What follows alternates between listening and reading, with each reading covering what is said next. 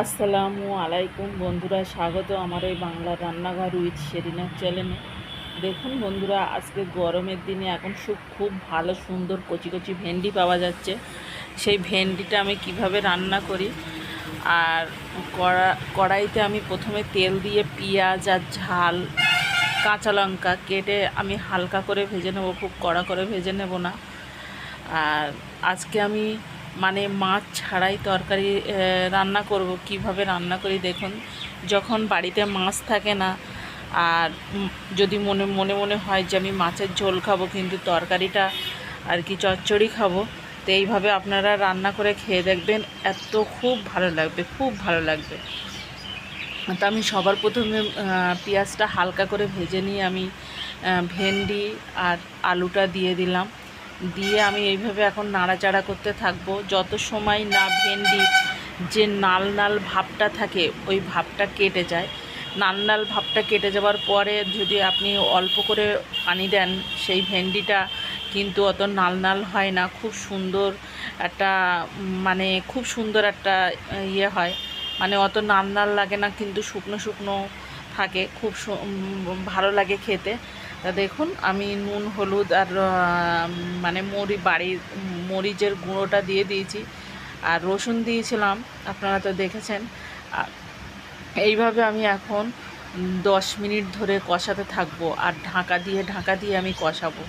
ঢাকা দিয়ে কষালে কি অনেকটা 50% যে ওতে পানি আছে, ভেন্ডিতে পানি আছে, ওই পানিটা মরে যায়।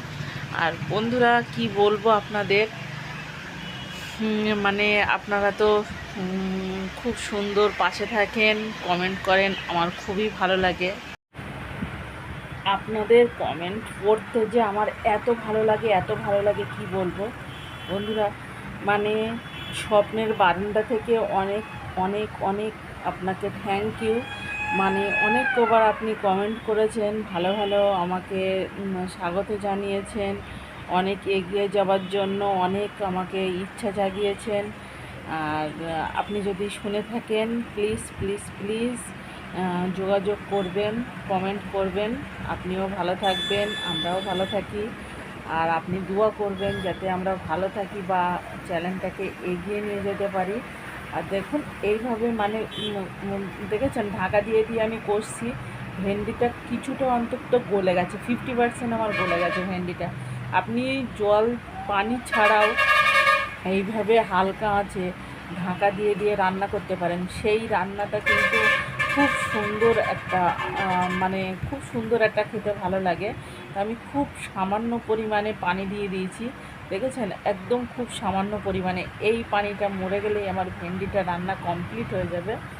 আর এই পানিটা আমি ঢাকা দিয়ে একটু দেখছিলাম, হ্যাঁ প্রায় আমার হয়ে এসছে। আমি আরও 10 মিনিট হালকা আছে আমি ঢাকা দিয়ে রাখবো। কিন্তু ভেন্ডির তরকারি কার কার ভালো লাগে? যদি ভালো লেগে থাকে প্লিজ প্লিজ প্লিজ বন্ধুরা আমার পাশে থেকে আমার চ্যানেলটাকে সাবস্ক্রাইব করে কমেন্ট করে জানাবেন। আর দেখুন, আমি গোল মরিচের বাড়িতে যে বাটা মরিচ, সেই মরিচটা ছড়িয়ে দিচ্ছিলাম। আমার রান্নাটা হয়ে এসছে, দেখেন কত সুন্দর, একদম পুরো গলে গেছে। এত সুন্দর গরম গরম ভাতের সঙ্গে বা রুটির সঙ্গে আপনারা খেতে পারেন।